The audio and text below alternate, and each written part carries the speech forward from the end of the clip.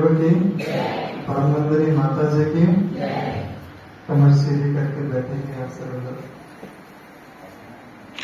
माता आपकी का ध्यान, माँ गंगा का ध्यान, उगते हुए स्वर्णिम सविता का ध्यान। भावना करें माँ ताप्ती की अविरल धारा हमारे सम्मुख से होते हुए प्रवाहित हो रही है और स्वर्णिम सविता जो उदित सूर्य देवता है हमारे रोम रोम को, हमारे कण कण में प्रकाशित होते हुए चले जा रहे हैं।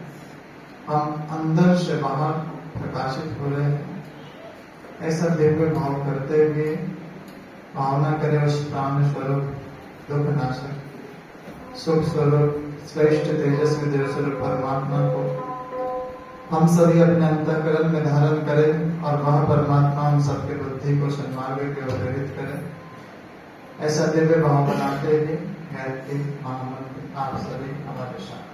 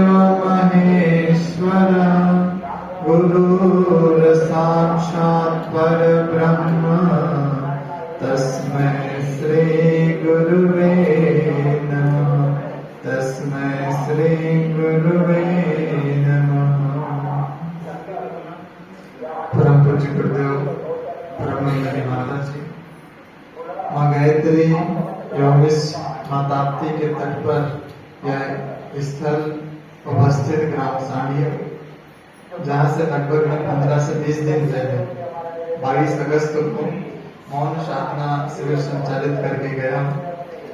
माँ ताप्ती का बुलावा पुनः आ गया। 15-20 दिन के भीतर पुनः आपके इस धरती पर आ गए। सारणी से हमारे बीच में उपस्थित आदरणीय मानसे बहन जी, गाड़बेरोली से आदरणीय गायकवाड़ जी हमारे साथ में आए, नागरे जी, साथ में योगेश भैया, बड़े गुरु जी, बड़े बहन जी, मानसे बहन जी, इस गांव से जो अपनत्व का नाता जिनके माध्यम से आदरणीय ठाकरे जी, खड़े जी, डॉक्टर कालेलकर जी एवं उपस्थित देवतुल्य भाई, शक्ति स्वरूपा माता बहनों, भाई बहनों, जिस कार्यक्रम के उद्देश्य को लेकर हम लोग यहाँ पर उपस्थित हुए हैं उसका नाम क्या है?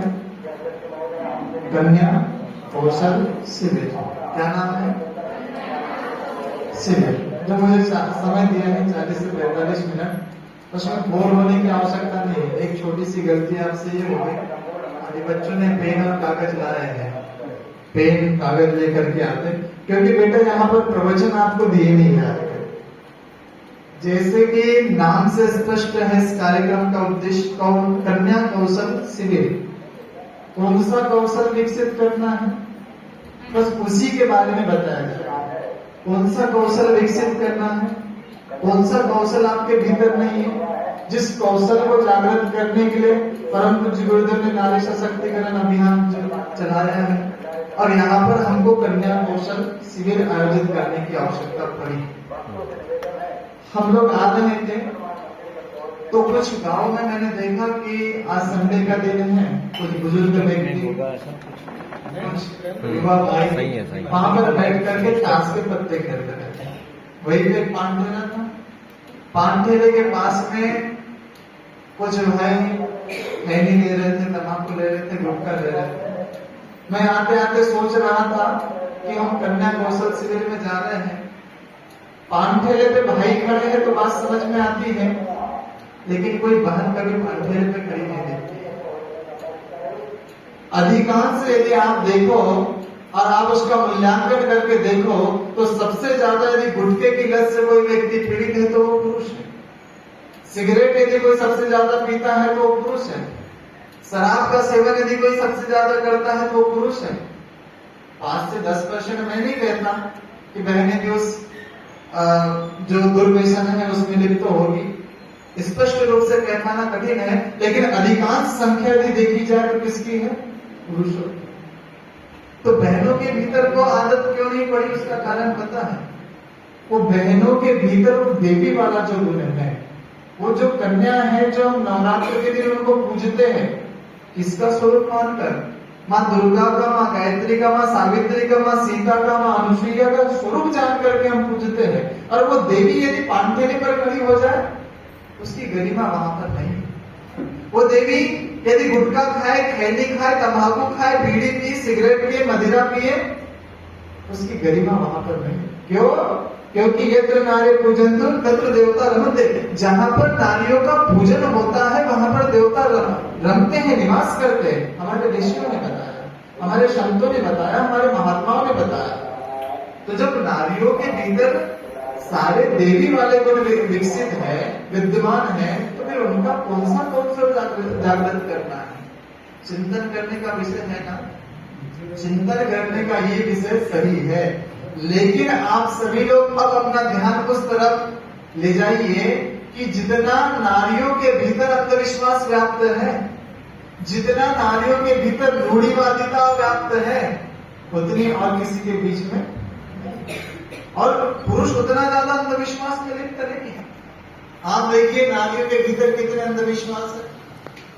सोने से लेके बैठने तक, बैठने से लेके खाने तक, और खाने से लेके चलने तक सारे नियम हमारी देवी, हमारी माता बहन बता देती है। ठीक है, विज्ञान सम्मत यदि हो तो बात समझ में भी आती है, लेकिन किस दिशा में पैर करके सोना है, किस दिशा में मुंह करके सोना है, किस दिशा में बैठ करके पूजा करना है, ये क्या चीज है? भाइयों बहनों, आप चिंतन करके देखना। एक व्यक्ति, भारत का नक्शा कितने लोगों ने देखा? हाथ खड़ा कर बच्चे, देखा है? सभी लोगों ने देखा भारत का नक्शा। बेटा आप चिंतन करके देखना, एक व्यक्ति पूर्व की तरफ पैर करके सो रहा था। कोई पूर्व की तरफ से जब आप देखे तो पूर्व में जगन्नाथपुरी है। जगन्नाथपुरी से एक भक्त आया, बोले राम राम, इस व्यक्ति को इतनी अकल नहीं है, पूर्व की तरफ पैर करके सोता है। उसने कहा कि ठीक है साहब, जगन्नाथ भगवान रहते हैं पूर्व में। वो खड़ा हो गया, खड़ा होने के बाद में पश्चिम की तरफ पैर करके सोने लगा। और पश्चिम में गुजरात में, आप सभी को पता है, गुजरात में एक सबसे फेमस द्वारका नाथ है, भगवान द्वारकाधीश। एक व्यक्ति आया, बोले इस मुल्क को इतनी अकल नहीं है, पश्चिम में पैर करके सोता है। बोले पश्चिम में तो भगवान द्वारकाधीश रहते हैं, वो नाराज हो जाएगा। उसने कहा कि ये भी बात है, ना मैं पूर्व में पैर कर सकता हूँ, ना पश्चिम में कर सकता हूँ, तो मैं पैर करूँ किधर? अब 2 दिशाएं बच जाती है। कौन कौन से? उत्तर और दक्षिण, 2 दिशाएं बच गई। अब वो उठा, और उठने के बाद में उत्तर की तरफ पैर करके सो गया। जैसे उत्तर की तरफ पैर करके सोया तो उधर से उत्तर की तरफ से पंडित जी आए, बोले इस मूर्ख को इतनी अकल नहीं है, अरे उत्तर की तरफ हरिद्वार है, ऋषिकेश है, न जाने कितने सारे के सारे भगवान केदारनाथ, बद्रीनाथ सारे तो उत्तर दिशा की तरफ ही है। उसने कहा ये भी बात सही है, तो अब मैं पूर्व में भी पैर नहीं कर सकता, पश्चिम में भी नहीं कर सकता, उत्तर में भी नहीं कर सकता, तो अब क्या करूं? वो उठा और दक्षिण की तरफ पैर करके सो गया। और जैसे ही दक्षिण की तरफ पैर करके सोया तो उधर से एक भक्त और आए, और उन्होंने कहा कि इस मूर्ख को इतनी अकल नहीं है, भगवान राम ने अपने हाथों से जो एक लिंग बनाया था, शिवलिंग, और भगवान शिवलिंग जिसको रामेश्वर के नाम से जाना जाता है तमिलनाडु में, रामेश्वर भगवान, वो नाराज हो जाएंगे। अब वो व्यक्ति क्या करे? ना पूर्व में पैर करके सो सकता है, ना उत्तर में पैर करके सो सकता है, ना दक्षिण में पैर करके सो सकता है, ना उत्तर में, तो पैर करे किधर? तो व्यक्ति एक ऐसा खंभा था, खंभे के सहारे खड़ा हो गया और खड़े खड़े सोने का प्रयास करने लगा। अब जैसे ही खड़े खड़े सोने का प्रयास करने लगा तो एक व्यक्ति और आ गया उसके पास में, बोले इस मूर्ख को इतनी अकल नहीं है, इस धरती को भगवान ने शेषनाग ने अपने फन पर धारण करके रखा, और यदि खड़े खड़े सोने का प्रयास करेगा तो एक तो माँ धरती का अपमान होगा, दूसरा भगवान शेषनाग का अपमान होगा। अब क्या करें? अब उस व्यक्ति के पास में केवल एक ही विकल्प था, कौन सा? क्योंकि उत्तर में पैर नहीं कर सकता, दक्षिण में नहीं कर सकता, पूर्व में नहीं कर सकता, पश्चिम में नहीं कर सकता, नीचे नहीं रख सकता। अब क्या करे? उसने सिर नीचे और पैर ऊपर करके स्वर्णिम करा, शीर्षासन लगा करके। ऊपर से और एक देवदूत आ गए, बोले इस मूर्ख को इतनी अकल नहीं है क्या? अरे सिर नीचे और पैर ऊपर करके कोई सोता है क्या? हाँ, उस व्यक्ति का दिमाग खराब हुआ, डंडा लिया उसने और 8-10 महात्माओं पे एक एक डंडा लगाया और क्या कहा? बोले मूर्खों, परंपराओं की तुलना में, अंधविश्वास की तुलना में अपने विवेक को महत्व देने की आवश्यकता है। बेटा आपके भीतर कौन सा कौशल विकसित करना है? मैंने पहले तो आपकी तारीफ करी। क्यों तारीफ करी? क्योंकि आप पुरुषों की तुलना में उन चीजों से लिप्त नहीं है जिसमें पुरुष लिप्त है, लेकिन आपके भीतर का वो कौशल जागृत करना है जो कौशल आपका घटता हुआ जा रहा है। कौन सा? सबसे पहले हमें अंधविश्वास की तुलना में अपने विवेक को महत्व देना है, अपने बुद्धि को महत्व देना है। और जब अपने बुद्धि को, अपने विवेक को महत्व दोगे तो क्या होगा पता है? आप सभी को पता है, आज नहीं तो कल आप सभी का भी विवाह होगा, और जिनका हो गया भाई, हम तो गृहस्थ में ही रहते हैं, हम सभी को पता है। सबसे ज्यादा यदि घर में लड़ाई होती है तो किस किस की होती है? बोलिए, घबराने की आवश्यकता है। किस किस की होती है? सास की और बहू की होती है ना? तो मुझे लगता है कि कुंडली लड़के और लड़की की मिलाने की आवश्यकता नहीं, सास और बहू की मिलाना चाहिए। हाँ, वे पहना तो उन्हीं को है ना शांत में, और वो शांत रहे तो लड़का तो बेचारा शांत रह ही देता है। एक माता जी थी, वो सास से इतना परेशान हो गई थी। सास से परेशान होने के बाद में उसने एक महात्मा जी से, विचार करना, मैं बता रहा हूँ कि अंधविश्वास में कैसे लिप्त है, इससे बाहर निकलने की आवश्यकता है, हमारा वही कौशल विकसित करना है। एक माता जी एक पंडित जी के पास में गई, बोले पंडित जी मेरी सास इतनी लड़ती है, इतनी लड़ती है, इतनी लड़ती है कि मैं परेशान हो जाती हूँ। कोई ऐसा उपाय बता दीजिए, चाहे तो सास हमेशा के लिए चुप हो जाए, या तो फिर उसका राम नाम बोलो सत्य हो जाए, या तो हमेशा के लिए चुप हो जाए, या तो फिर उसका राम नाम सत्य हो जाए। पंडित जी ने कहा कि बोले बहन जी उपाय है, ध्यान से सुनना, जिन जिन में इस उपाय को लागू करना है।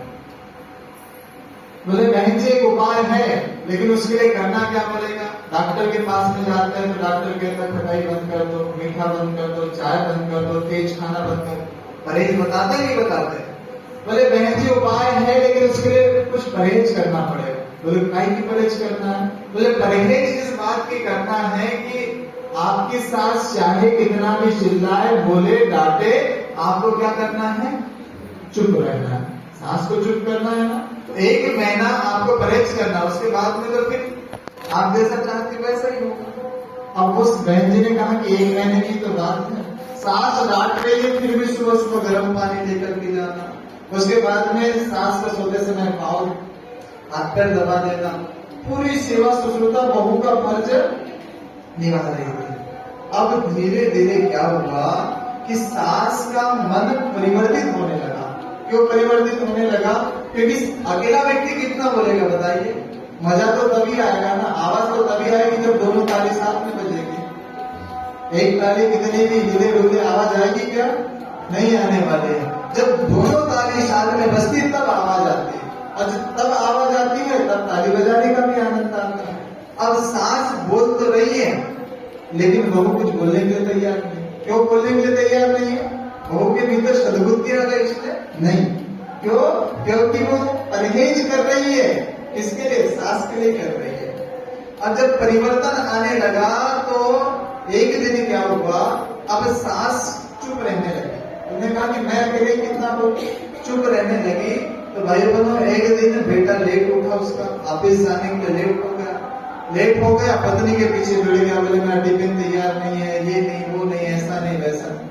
तो सामने जो सास बैठी हुई थी उसके मुख से आवाज आई, बोले बेटा तुझे 10 बजे यदि ऑफिस जाना है, 9:30 बजे तो सोकर के उठा है, और वो बहू जो कि सुबह 5 बजे सोकर के उठी है और घर में 3 किलोमीटर चल गई है, कभी किचन जाती है, कभी बेडरूम जाती है, कभी पोर्शन में जाती है, कभी हॉल में जाती है, घर में 3 किलोमीटर चल गई है, और बेटा तो 9:30 बजे उठ करके बहू को परेशान करता है।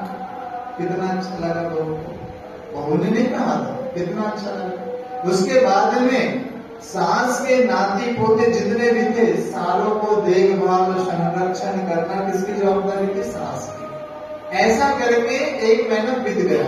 पंडित जी आने के बाद में उन्होंने कहा कि बोले 1 महीना आप शांत रहे? बोले हाँ बिल्कुल शांत रहे। बोले बता दो उपाय, कौन सा? बोले आपके सास का राम नाम सत्य हो जाएगा या तो हमेशा के लिए चुप हो जाएगी। तब बहू ने कहा कि बोले पंडित जी उसे न मारने की आवश्यकता है और न ही शांत रखवाने की आवश्यकता है, क्योंकि मेरी सास की यदि मृत्यु हो जाएगी, मेरे सास का यदि राम नाम सत्य हो जाएगा, तो पंडित जी एक बात बताइए, कौन सी? बोले यदि मेरे बच्चों का संरक्षण करना है, मेरे बच्चों को दिव्य संस्कार देना है, तो कौन सिखाएगा, कौन बताएगा? तो बोले एक तो उसका राम नाम सत्य ना हो, और दूसरा बोले यदि कभी मेरा और मेरे पति का कभी लड़ाई हो गई, झगड़ा हो गया, तो बचाएगा कौन? बोले इसलिए उसको हमेशा चुप भी नहीं रखना। कहने का तात्पर्य क्या है? कहने का तात्पर्य यह है कि जो अंधविश्वास में हम लिप्त हैं कि अमुक जी ये बता दे हम उसको स्वीकार कर ले, अमुक जी ये बता दे उसको स्वीकार कर ले, बेटा सबसे पहले हमको सद्बुद्धि की शरण में जाने की आवश्यकता है, तभी हमारे भीतर का कौशल विकसित हो सकता है। सद्बुद्धि क्या है? ये जो माँ गायत्री की जो प्रतिमा आपके सामने लगी हुई है, ये सद्बुद्धि का प्रतीक है। सद्बुद्धि क्या होती है? जब हमारे भीतर सद्बुद्धि आती है तो फिर हमें किसी भी प्रकार से कष्ट कठिनाई जीवन में आती तो है, लेकिन उसे झेलने की हिम्मत हमारे भीतर आ जाती है। किस प्रकार हमको पति के साथ में अपना रिश्ते का निर्माण करना है, किस प्रकार अपने सास के साथ में रिश्ते का निर्माण करना है, ये सारे के सारे दिव्य गुण कहां से आ जाते हैं? क्योंकि हमारे भीतर क्या आ गई है? सद्बुद्धि आ गई है। हम हमारे कौशल को जाने, हम हमारी शक्तियों को जाने, क्योंकि शक्तियों का विपुल भंडार हमारे भीतर है, लेकिन आज वो शक्तियां धीरे धीरे धीरे करके नष्ट होती हुई जा रही है। क्यों नष्ट हो रही है? क्योंकि हमने हमारे शक्तियों के बारे में जाना नहीं, हमने हमारे शक्तियों के बारे में बोध नहीं किया है। शक्ति का बोध आया था, रामपुरा नाम का एक व्यक्ति था, नया नया विवाह हुआ, पत्नी की आसक्ति में इतना आसक्त हो गया, वो भूल गया था। अब पत्नी की आसक्ति में आसक्त होने के बाद में पत्नी एक दिन मायके चली गई, पड़ोसियों से पूछा, बोले मेरी पत्नी कहाँ गई? उन्होंने कहा कि बोले साहब मायके चली गई तुम्हारी पत्नी। अब पत्नी मायके चली गई है, सावन का समय था, यमुना नदी के इस पार रामभोला का घर, यमुना नदी के उस पार रत्नावली का घर, जाए तो जाए कैसे? एक लकड़ी रहते हुए जाए, लकड़ी नहीं थी वो, एक मुर्दा था, लेकिन व्यक्ति जब आसक्ति में लिप्त हो जाता है तो समझ नहीं पाता है। अब एक लकड़ी बहते हुए आ रही थी, तो उसके ऊपर सवार होकर जैसे तैसे रामभोला यमुना नदी के उस पार पहुंचे। रत्नावली का मकान जो था 2 मंजिला था, रत्नावली ऊपर वाले कमरे में शयन कर रही थी, सो रही थी। अब क्या हुआ? अब रामभोला वो हाथ, वो एक रस्सी लटक रही थी, वो रस्सी भी नहीं थी, बाद में पता चला कि वो सर्प था। उसको पकड़ करके ऊपर चढ़ने लगा, और जैसे चढ़ने लगा तो रत्नावली को मध्यरात्रि में जगा। जैसे जगाया तो जगाने के बाद में क्या हुआ? उन्होंने कहा कि कौन? बोले मैं हूं तुम्हारा रामभोला। बोले रामभोला इतनी रात्रि में यहाँ? बोले हाँ, आपके बिना मुझसे रहा नहीं गया।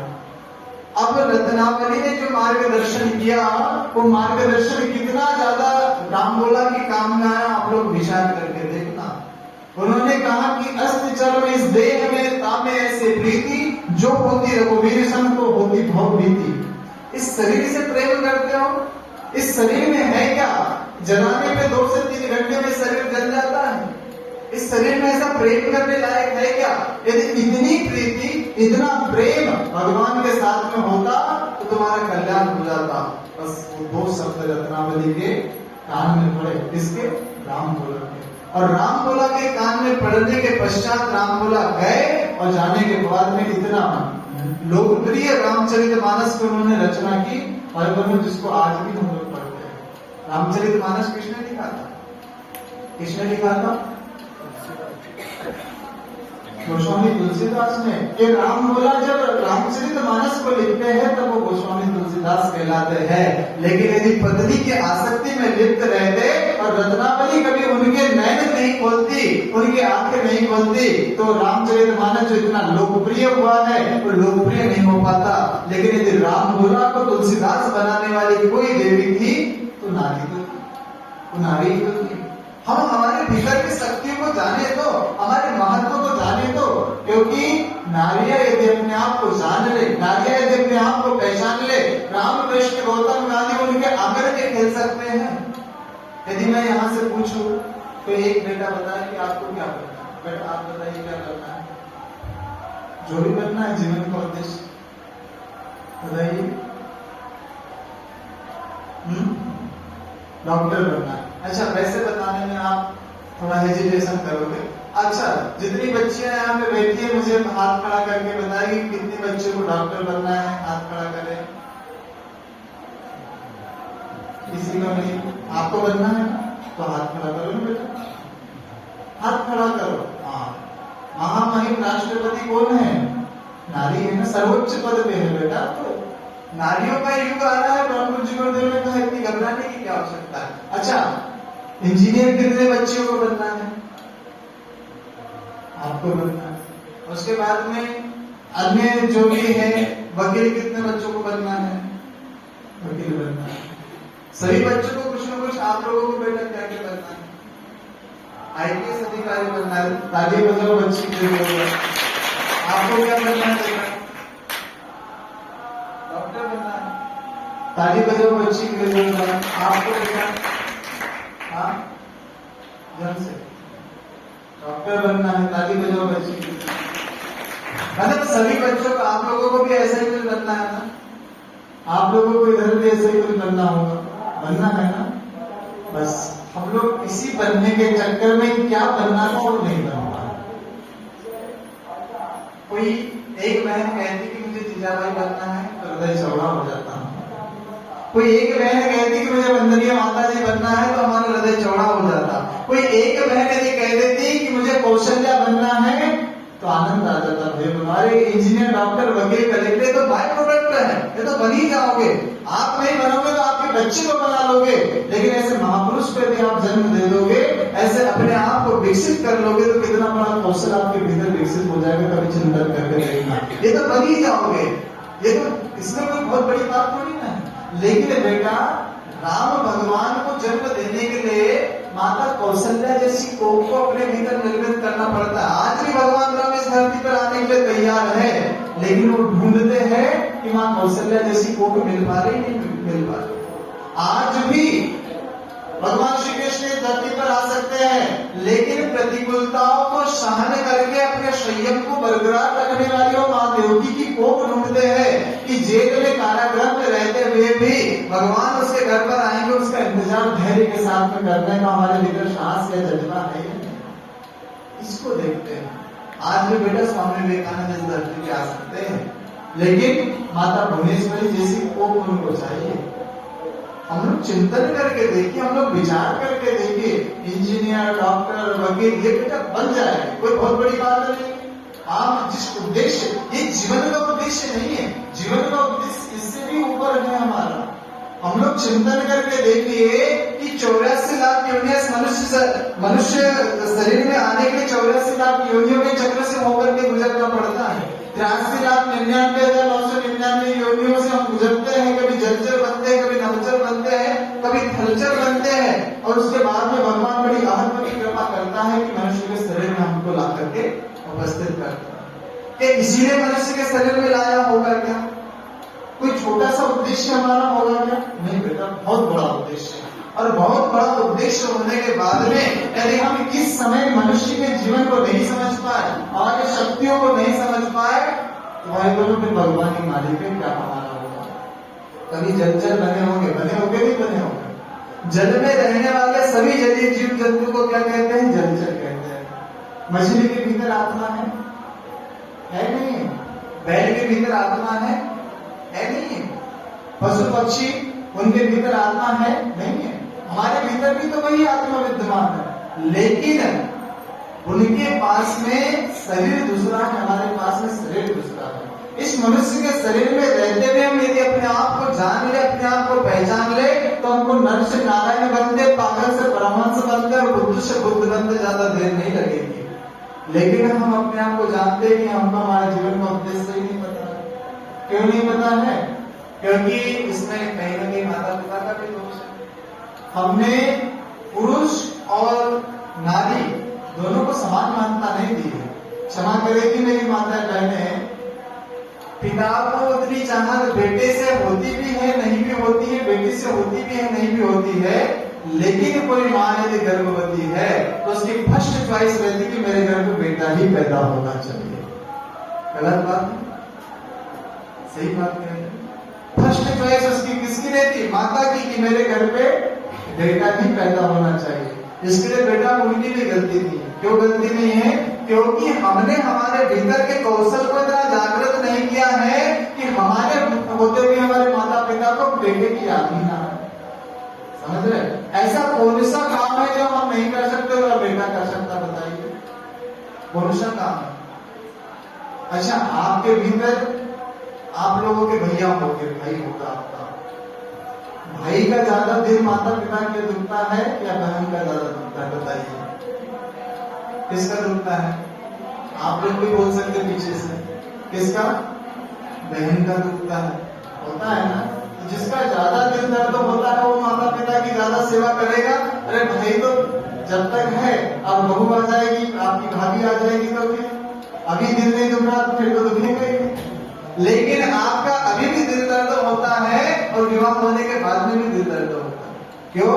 क्योंकि देवियों को ममता की मूर्ति कहा जाता है। देवियों को दया, करुणा, वात्सल्य इसका स्वरूप माना जाता है। इसलिए चिंतन करके देखिए, विचार करके देखिए, आपके भीतर की जो शक्तियां हैं वो साधारण शक्ति नहीं है।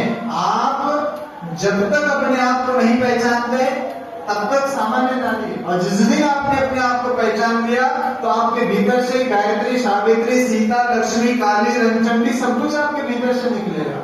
लेकिन क्या करना पड़ेगा? अपने आप को विकसित करना पड़ेगा, अपने आप को महान बनाना पड़ेगा।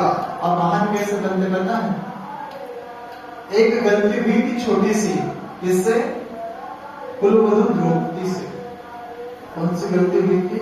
गलती ये हुई थी कि एक महल बनाया था पांडवों ने, और वहां पर कौरवों को भी आमंत्रित किया गया था।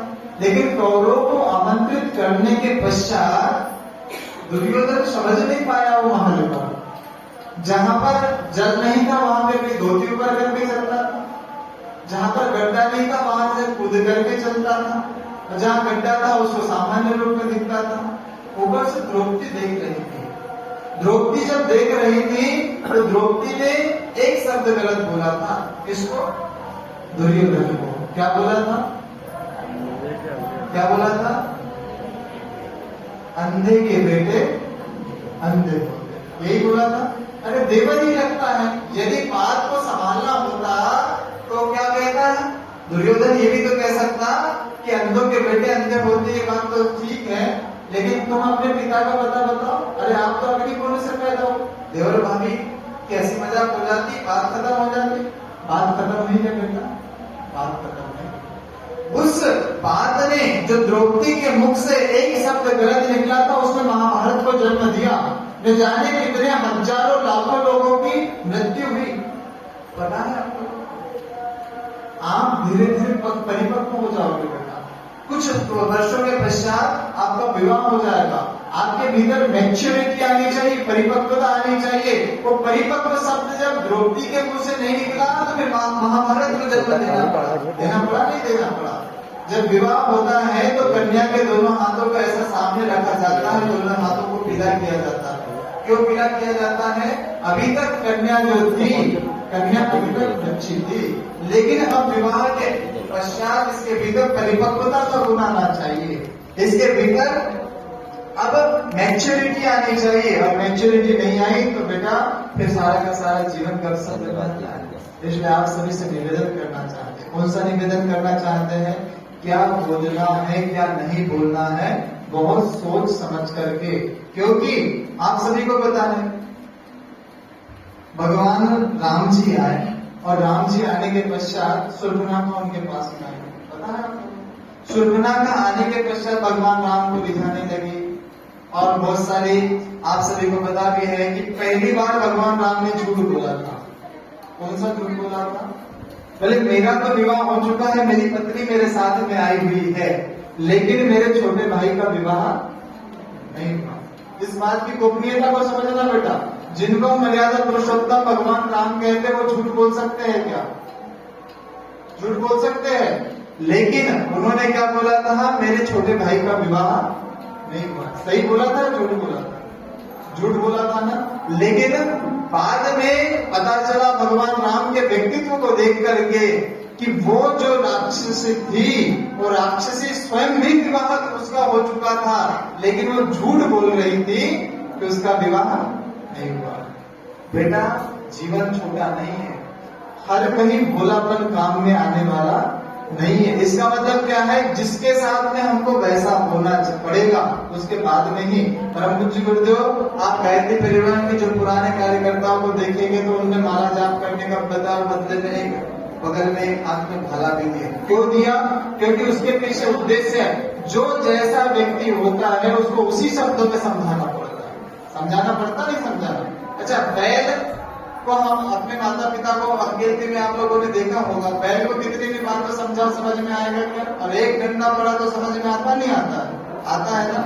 ऐसी जो मानसिकता रखने वाले जो व्यक्ति होते हैं, जो लातों के भूत होते हैं, बातों से नहीं मानते। हम कभी अकेले में रहे, हम कभी ऐसा लगे तो डरने की आवश्यकता नहीं बेटा, क्योंकि आपके भीतर आपकी इतनी शक्तियां हैं कि पूरा प्रशासन आपके कहने पर हिल सकता है। आपके पास में वो शक्तियां हैं, डरने और घबराने की आवश्यकता नहीं है। जितनी आताताई शक्तियां हैं वो सारी की सारी आपसे घबराते हुए चली जाएगी। जब माँ पार्वती स्वरूप में थी तब तक वो सही था, लेकिन वही जब माँ काली के स्वरूप में आ गई तो फिर सारे के सारे देव दानव सब घबराने लगे। इसलिए आवश्यकता है कि हमें एक एक बात नोट करके जाना है। इसमें से क्या बात नोट करना था? कि जो जैसा व्यक्ति मिले हमको उसके साथ में वैसा व्यवहार करना चाहिए। इसके पहले जो दो बातें बताई, इसमें क्या बताया? कि अंधविश्वास के तुलना में अपने विवेक को महत्व देना है। ये बातें उदाहरण को देखते हुए यही निकल के आ रही। उसके पश्चात आप बेटा कभी विवाह होने के पश्चात आपके भाग्य सौभाग्य से आपको छोटा घर मिले, बड़ा घर मिले, कभी भी जीवन में अभिमान आने नहीं देना। क्यों अभिमान नहीं आने देना? ब्रह्मा विष्णु महेश जो कि सृष्टि के देवता है, उनके पत्नियों के मन में भी एक दिन अभिमान आ गया था। कौन सा अभिमान आ गया? ब्रह्मा जी का क्या काम है पता है? सृष्टि का निर्माण करना ब्रह्मा जी का काम है। और शंकर जी का क्या काम है?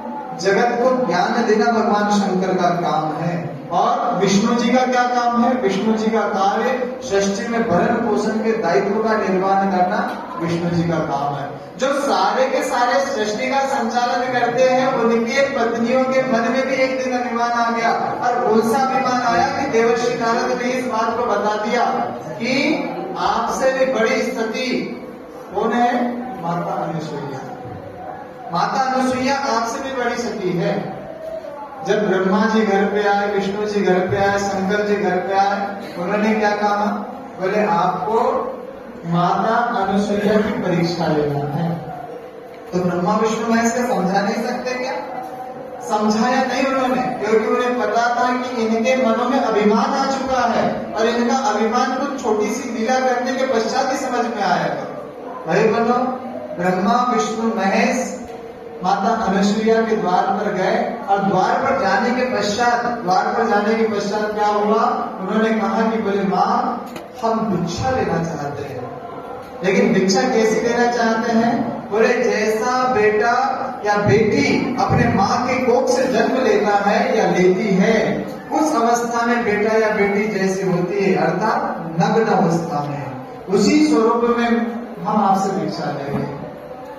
माता अनुसुईया सतीत्व का जिसका डंका बजता था, अपने कमंडल का जल लिया, ब्रह्मा विष्णु महेश जो कि ब्राह्मण के रूप में आए थे, तीनों पे जल डाला और जल डालने के बाद में वो ब्रह्मा विष्णु महेश छोटे छोटे बच्चे बन गए। आप सभी को पता है, छोटे छोटे बच्चे बन गए। और छोटे छोटे बच्चे बनने के पश्चात अब छोटा सा बच्चा है, उसको कैसा दिखा, उससे क्या शर्माना। छोटे छोटे बच्चे बन गए, माँ ने स्तनपान कराया ब्रह्मा जी को, विष्णु जी को, शंकर जी को, और तीनों देवताओं को छोटे छोटे बच्चे को स्तनपान कराने के बाद में झूले पे झुला दिया। और झूले पे झुलाने के बाद में देवर्षि नारद गए ब्रह्मा जी के पास में, माँ पार्वती के पास में और माँ लक्ष्मी के पास में, बोले तुम्हारे जो पति गए थे परीक्षा लेने के लिए, उनकी खुद की परीक्षा हो गई।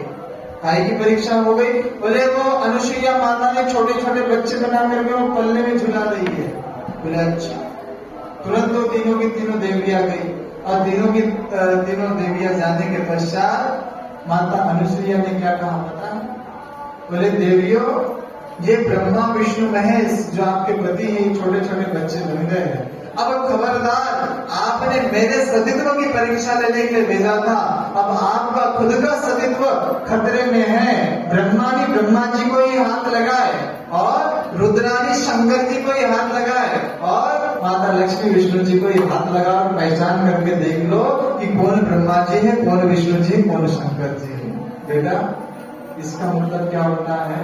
कभी हमारा विवाह बड़े घर में हो गया तो अभिमान करने की आवश्यकता नहीं है, क्योंकि अभिमान माता अनुसुईया के सामने जब ब्रह्मा विष्णु महेश जो कि कोई सृष्टि का निर्माण करता है, कोई सृष्टि में भरण पोषण का दायित्व का निर्माण करता है और कोई सृष्टि को ज्ञान देता है, उनके पत्नियों का अभिमान नहीं चला तो हमारा आपका अभिमान चलेगा क्या?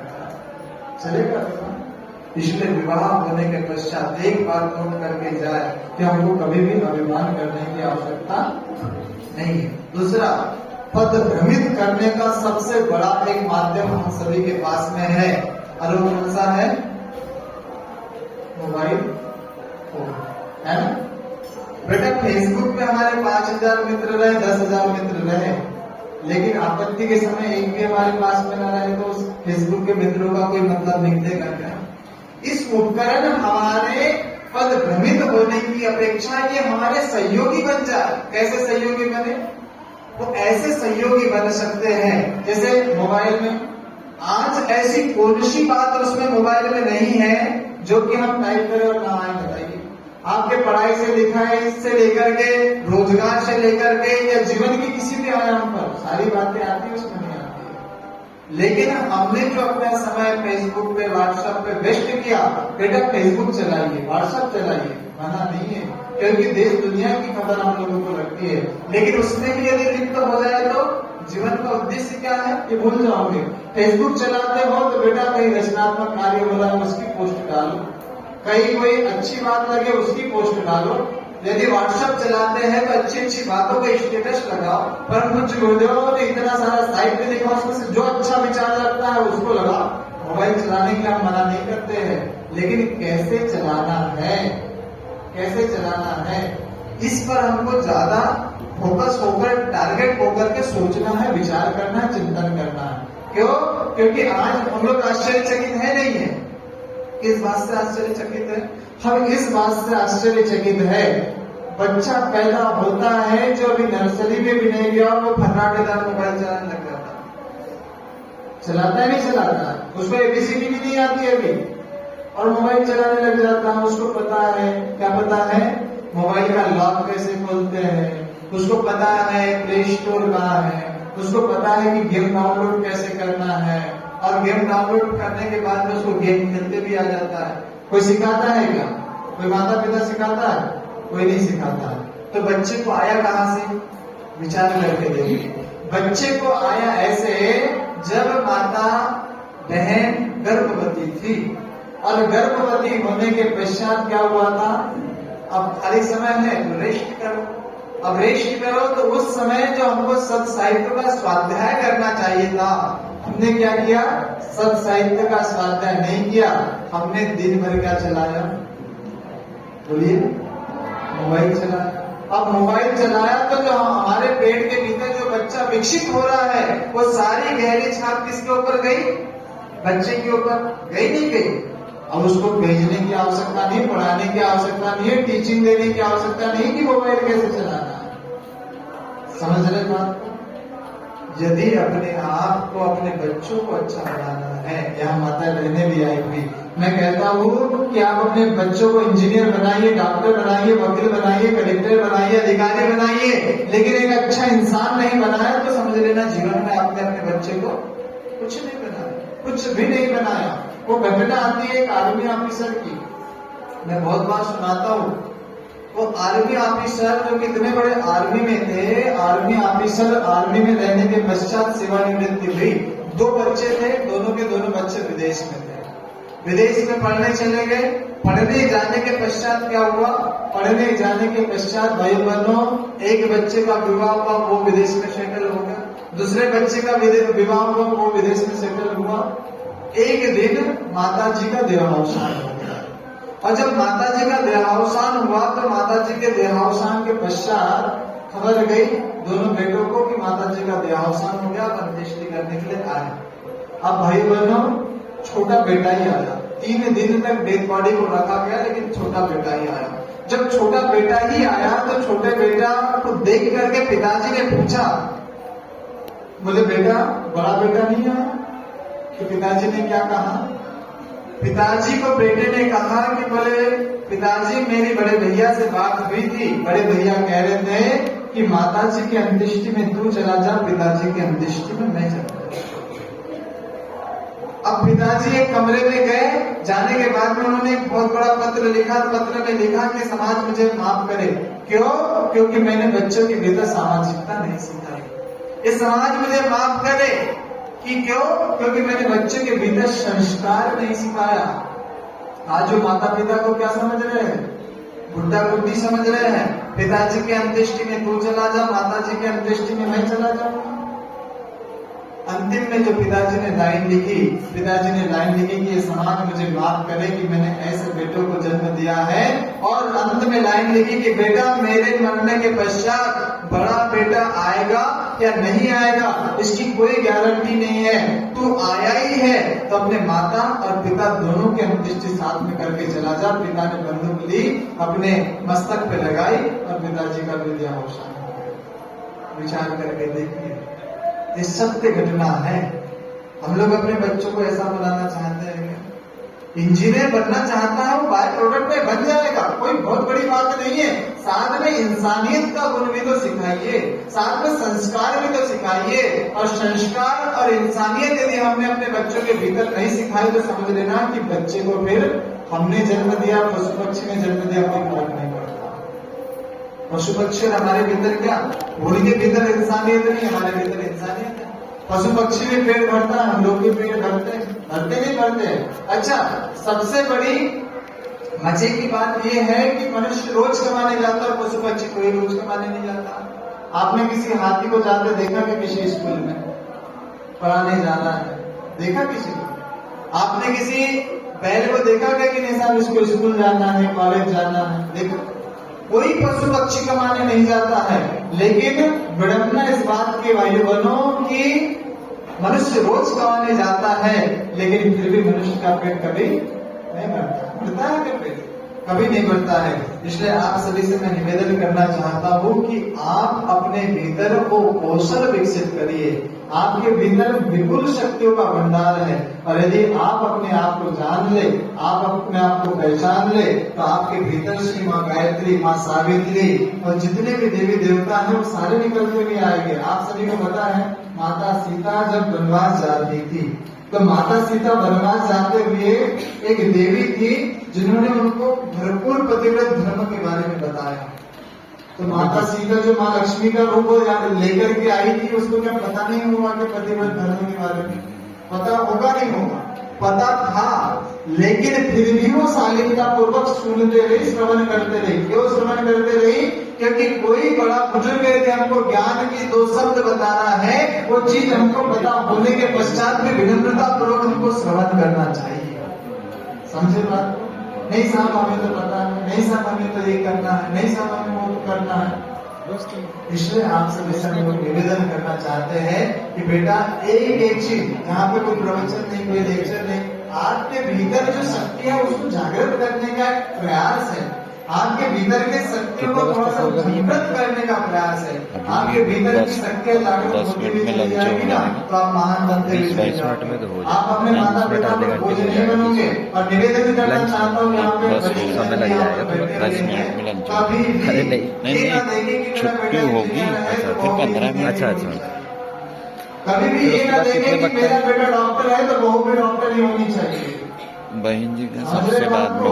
अच्छा, सबके बाद तो बहू को गृहिणी बना, जल्दी खत्म कर देंगे 4 बजे। गृहिणी बनेगी तभी तो यदि अवसर मिले तो मुझे 5 मिनट दे देना लास्ट में एकदम। मैंने सोच लिया है अब। इसलिए बेटा आप लोगों से निवेदन करना चाहते हैं, कुछ बेचारे यहाँ निकल के आए होंगे, आपको इस संसार की परख होगी। परख होने के पश्चात भी आप यदि माँ गायत्री के संरक्षण में रहोगे, माँ गायत्री क्या करती है, हमारे भीतर सद्बुद्धि देती है। अब सद्बुद्धि कैसे देती है? बुद्धि हर किसी के पास में है, बुद्धि है व्यक्ति के पास में, वो 7 मंजिला भवन बना सकता है, लेकिन घर में किस प्रकार से रहना है उसका सलीका इस सद्बुद्धि के माध्यम से आएगा। अच्छा, एक बात बताइए, आपके भीतर वो शक्ति है नहीं, घर में चाहे तो स्वर्ग बना दे, चाहे तो नरक बना दे, बना सकते नहीं बना सकते? कभी पिता और बेटा घर में रहे, आप चिंतन करके देखना कि वहां पे झगड़ा होता भी होगा, लेकिन घर के बाहर कभी आवाज नहीं आती। जिस घर में केवल पिता और बेटा रहे और झगड़ा होता भी होगा, हम ये नहीं कहते, लेकिन कभी घर के बाहर आवाज आती है क्या? आती है। लेकिन जिस घर में नाली है, चाहे वो सास बहू कह ले या ननद भोजे कह ले, वहां जब लड़ाई होगी तो वहां लड़ाई ऐसी होगी कि फिर वो 4 घर वालों को पता चल जाएगा कि बुलंद चाले हो गई। आपको बताने का हमारा क्या उद्देश्य है? बताने का एक ही उद्देश्य है कि हमारे भीतर शालीनता, गंभीरता, ये गुणों को विकसित करना पड़ता है बेटा। ये गुण स्वाभाविक रूप में हमारे बीच में पूरी ना आ जाते हैं। आप आश्चर्य करोगे, जब भगत सिंह 23 वर्ष के थे और 23 वर्ष की आयु में जब भगत सिंह को फांसी की सजा होने वाली थी, तो फांसी की सजा होने वाली थी तो जब भगत सिंह से पूछा कि बोले आपकी आखिरी इच्छा क्या है, बोले मेरी आखिरी इच्छा ये है कि मैं अपनी माँ के दर्शन करना चाहता हूँ, क्योंकि जिस माँ के वजह से मैं इस धरती पर आप आया हूँ, उस माँ के अंतिम दर्शन करना चाहता हूँ। माँ को लाया गया। 23 वर्ष का भगत सिंह जब फांसी होने वाली थी, तो फांसी होने के पश्चात जब सामने माँ ने देखा भगत सिंह को फांसी हो जाएगी, अभी इसकी जीवन लीला का पटाक्षेप हो जाएगा, तो भाई बहनों क्या हुआ पता है आपको? भगत सिंह के माँ के आंखों में से आंसू आने लगे। क्यों आंसू आने लगे? तो इसलिए आंसू आने लगे तो भगत सिंह ने कहा कि बोले माँ तुम भगत सिंह की माँ होकर के रोती हो? भगत सिंह ने कहा कि बोले बेटा ऐसी बात नहीं है, मैं इसलिए नहीं रो रही हूँ कि तुझे फांसी होने वाली है, मैं तो इसलिए रो रही हूँ कि मेरी कोख से तो इकलौता ही भगत सिंह क्यों पैदा हुआ, और एक भगत सिंह क्यों पैदा नहीं हुआ ताकि उसको भी फांसी के फंदे पर झूलता हुआ देख सको। बेटा वो उनकी बुनियादी थी, भगत सिंह की बात। हम लोगों के भीतर भी वो दिव्य गुण है, लेकिन हमको क्या करना पड़ेगा? अपने आप को जानना पड़ेगा, अपने आप को परखना पड़ेगा, अपने आप को पहचानना पड़ेगा। विवाह होने के पश्चात आप सभी को एक बहुत बड़ी मूल्य की बात बताता हूँ। देखिए, विवाह भाग्य से होता है और माता पिता सौभाग्य से मिलते हैं। इस बात को समझने के पश्चात अपने वाणी को विराम दूंगा। माता पिता कैसे सौभाग्य से मिलते हैं? जब लड़के का विवाह यदि करना है तो लड़की ढूंढने जाते हैं, जाते ही नहीं जाते हैं। यदि लड़की का विवाह करना है तो लड़का ढूंढने जाते हैं। वहां पे चॉइस भी चलती नहीं, हमारा बेटा ऐसा है तो बेटी ऐसी होनी चाहिए, नहीं बेटी ऐसी है तो दामाद ऐसा होना चाहिए। चॉइस चलती है, ये भाग्य की बात होती है, मतलब सारे के सारे भाग्य की। लेकिन किसी ने भगवान के पास में कोई आवेदन लिखा था कि मेरे माता पिता ये होना चाहिए, मैं इनके घर में जन्म लूंगी या लूंगा? लिखा था? नहीं। जहां पर हमारी मर्जी नहीं चलती बेटा, वो सौभाग्य है। जहां हमारी मर्जी नहीं चलती है वो सौभाग्य, और जो सौभाग्य के रूप में हम लोगों को मिला है बेटा, आप लोगों का दिल अपने माता पिता के लिए दुखता है? हाथ खड़ा करें कितने के लिए था? कितने लोगों का दुखता है? सभी का दुखता है? दुखता है नहीं दुखता है? अच्छा, विवाह होने के पश्चात जब आपका विवाह हो जाएगा तो वो आपके जो पति है, पति के माता पिता आपके कौन लगेंगे? सास ससुर लगेंगे। अब मुझे बताना, पति की पत्नी क्या होती है? अर्धांगिनी होती है। उसके माता पिता लड़के के तो हमारे माता पिता। जब हमारे माता पिता के लिए हमें दर्द होता है तो उसके माता पिता के लिए भी दर्द होगा, तो कितनी अच्छी बात होगी। सबसे बड़ी मजे की बात यह है बेटा कि माँ ने कभी बेटी को डांटा तो बेटी को ज्यादा बुरा लगता क्या? नहीं लगता। खूब रहेगा तो एक घंटे गुस्सा रहेगा, फिर जाके बेटी भी मिल लेती है और माँ भी मिल लेती है। रहता है? कहीं आपने देखा है क्या कि बेटी और माँ के बीच में ऐसा हुआ कि बोले वो बेटी एक हफ्ता हो गया अपनी माँ से नहीं बोल रही है? हो ही नहीं सकता ऐसा। हुआ है? लेकिन आप सभी को पता है कि जब बहू और सास का झगड़ा होता है तो फिर एक महीना बात नहीं करते। क्यों? क्योंकि यहाँ पता है कि माँ और बेटी, इतना भरोसा हमको होता है कि मेरी माँ मुझे डांटेगी तो गलत के लिए नहीं डांटेगी, और बेटी को पता होता है कि आखिर डांटा भी तो मेरी तो माँ है। समझ गए ना? इसलिए यही नाता जब माता पिता के जैसा यदि सास ससुर से हो जाए तो बेटा वो भी तुम्हारा स्वर्ग के जैसा बन जाएगा। लेकिन शुरू में क्या करना पड़ेगा? धैर्य रखना पड़ेगा। आप जब विवाह करके जाओगे तो विवाह करने के बाद में संभव आपकी दिरानी भी हो सकती है, आपकी जिठानी भी हो सकती है, आपकी ननद भी हो सकती है, और वो सारी की सारी अलग घर से परवरिश होकर के आएंगी, सारे के सारे अलग माता पिता से संस्कार पाकर के आएंगे, और सारे एक जैसे होंगे नहीं। एक हाथ है 5 उंगलियां बराबर है क्या? है? नहीं है। लेकिन सबको तालमेल करते हुए हमको मैनेज करते हुए चलना है। जहां पर यदि हमारा पति नाराज हो जाए तो पत्नी चुप हो जाए, पत्नी नाराज हो गई तो पति चुप हो जाए। यही तो है ना भाई। एक बैलगाड़ी में 2 बैल जुड़ते हैं, एक बैल इधर खींच रहा है, एक बैल इधर खींच रहा है, गाड़ी आगे बढ़ेगी? बढ़ेगी? वैसे गृहस्थ की भी गाड़ी रहती है। ब्रह्म पूज्य गुरुदेव कहते हैं कि जब दोनों बैल एक साथ में चलता है, एक बैल कमजोर चल जाएगा, लेकिन इधर खींचने वाला नहीं होना, विपरीत दिशा में खींचने वाला नहीं होना। बस अपने कंधे पर वो जो क्या बोलते हैं, मैं नाम भूल रहा हूँ, क्या बैलों के जुआड़ा, वो जो है वो बस कंधे पर रखे रहे तो भी बैलगाड़ी चल जाती है, यदि बैल कमजोर भी है तो। लेकिन यदि अपोजिट डायरेक्शन में खींचने वाला रहा तो बेटा फिर गाड़ी नहीं चलने वाली। हमको क्या करना है? एक तो जैसे गायत्री मंत्र है ना, ओम भूर्भुवस्सुः तत्सवितुर्वरेण्यम, वरेण्यम, हम क्या करते हैं? चीजों का वरण करते, पसंद नहीं करते। बेटा हम बहुत बड़ी गलती करते हैं। लड़के को पसंद करने नहीं जाना पड़ता, उसका वरण करने जाना पड़ता है। लड़की को पसंद करने नहीं जाना पड़ता, उसका वरण करने। हमने हमारे गुरु का वरण किया या तो नहीं पसंद किया? क्यों साहब? वरण किया या पसंद किया? वरण किया। पसंद किया या वरण किया? वरण किया ना। अब वरण किया है तो शिष्य और गुरु का नाता हो गया भाई। हमारा हुआ नहीं हुआ? हमारा गुरु हमें नहीं छोड़ता है, हम चाहे कितनी कठिनाई आ जाए अपने गुरु को नहीं छोड़ते। ये वरण करने के पश्चात होता है। और पसंद यदि किया, ये पेन हमने पसंद किया, इससे अच्छा पेन आ गया तो पेन को छोड़ा, दूसरा ले लिया। समझ लो बेटा, बहुत छोटी छोटी बात है, लेकिन इस बारीकी को समझना पड़ेगा। वरण यदि किसी चीज का किया है तो उसका कोई विकल्प नहीं हो सकता।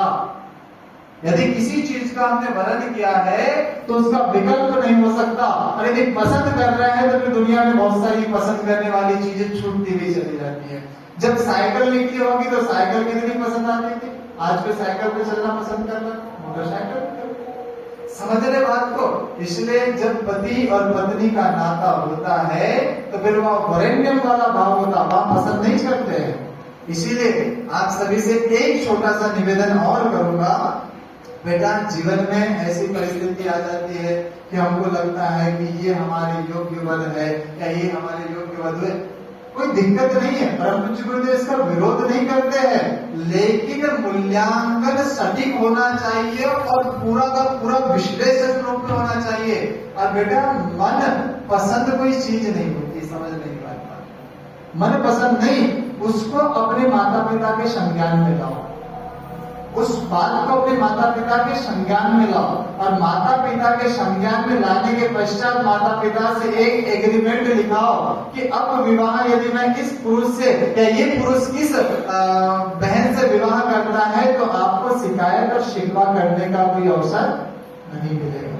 परम पूज्य गुरुदेव ने कहा है बेटा गृहस्थ वाली किताब में कि प्रेम विवाह से कोई फर्क नहीं पड़ता है, लेकिन प्रेम विवाह खतरनाक इसलिए हो जाता है क्योंकि 4 दिन में किसी का मूल्यांकन कर पाना कितना कठिन होता है, कितना कठिन होता है। माता पिता के पास में पूरे जीवन का अनुभव है, वो सारा का सारा मूल्यांकन एड़ी चोटी का जोर लगा करके करते हैं। इसलिए जीवन में कभी ऐसा मोड़ आता है कोई दिक्कत नहीं है, लेकिन बेटा पहले उसको माता पिता के संज्ञान में लाना। लड़का भी माता पिता के संज्ञान में लाए और लड़की भी माता पिता के संज्ञान में लाए। भाई माता पिता क्या चाहते हैं? आपका विवाह करने के बाद तो कोई चाहेगा कि तुम पैसे धाड़ दो मुझे सारे, चाहेगा? उसकी एक ही खुशी रहेगी हर किसी माता पिता की कि मेरी बेटी जिस घर में विवाह करके जा रही वहां प्रेम से रहे, वहां स्नेह से रहे, उसके जीवन में सुकून रहे। बेटा इसके अतिरिक्त और कुछ नहीं, क्या इसके अतिरिक्त और कुछ नहीं है। इसलिए जीवन में पदभ्रमित नहीं होना है, कहीं पे भी घबराने की आवश्यकता नहीं है।